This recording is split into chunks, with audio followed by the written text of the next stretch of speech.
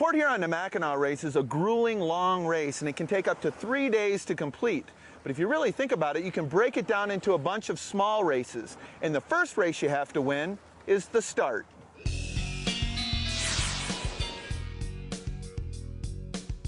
Start, particularly on a long race, in the big picture, isn't make or break, but it gives the crew just a great little shot of confidence to know, hey, we're first across the line, we've won the first part of the race, and it just keeps your momentum going early.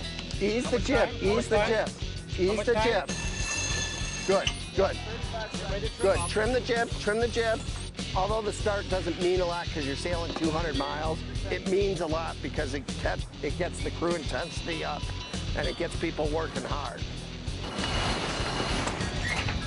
You gotta watch the knot behind you. Okay, jib trimmers, you guys gotta watch that. Still caught. Okay, okay. Perception-wise, it's huge. You know, you slam somebody, you get the first punch in right from the beginning, just like when you used to play football. The guy tells you, your coach tells you, you get that first hit, you hit him hard, and you let him know it's going to be like that the rest of the game. That's what it's like. 10, 9, 8, 7, 6, 5, 4, 3, 2, 1.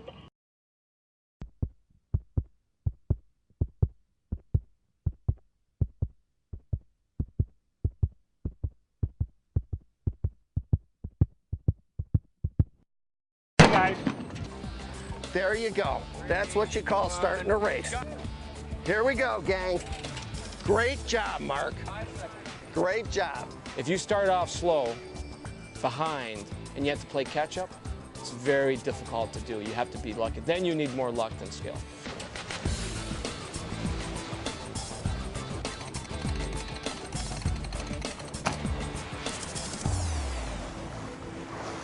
I think you're all set. We got Big Daddy going to weather.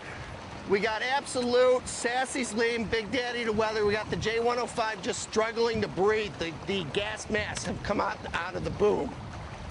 In the first 30 seconds, we came off the line. We had full speed. We were where we wanted to be. We were the weather boat. We had our opportunity to go out in the lake, and we were there, and we were doing our plan. And within a minute and a half, we dropped down a little bit to gain speed, and we let 3 boats on top of us to weather into the lake, which we wanted to be in the lake.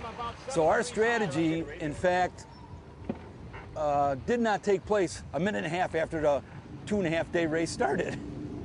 It's funny how fast, you know, the best laid plans can change. This sport is awesome if there's wind. But when there's no wind, I guess I'd consider that to be floating. For the first 9 hours of this race, we were stuck in the floating mode.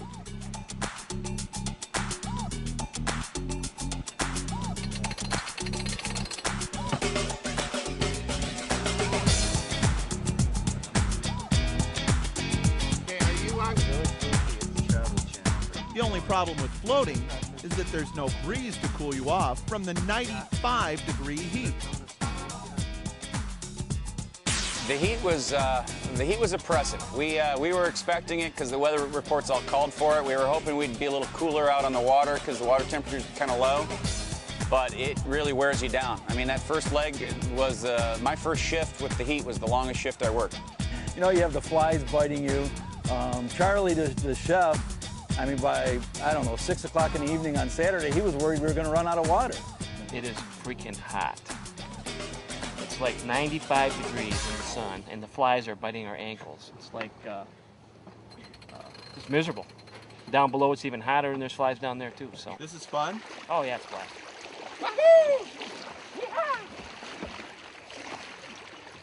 Couldn't think of anything else better to do on a Saturday. Sit around on a sailboat in 95 degrees of weather, drifting along. So there we sat, staring at the cool water, just inches from our toes that were hanging off the side of the rail. As the flies continued to bite, the crew continued to look for wind.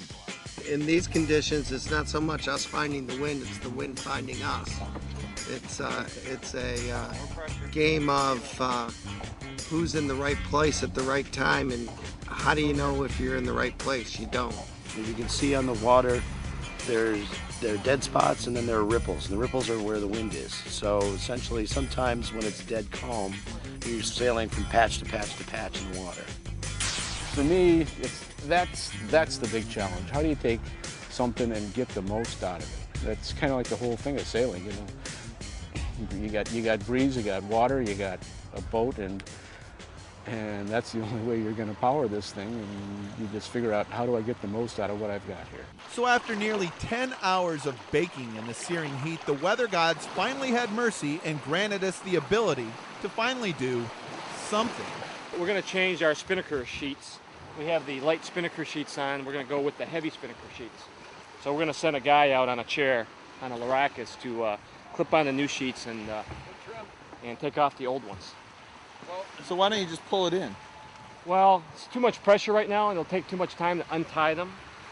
So we'd rather just send them up so we can do it all at once. Where's our halyard at?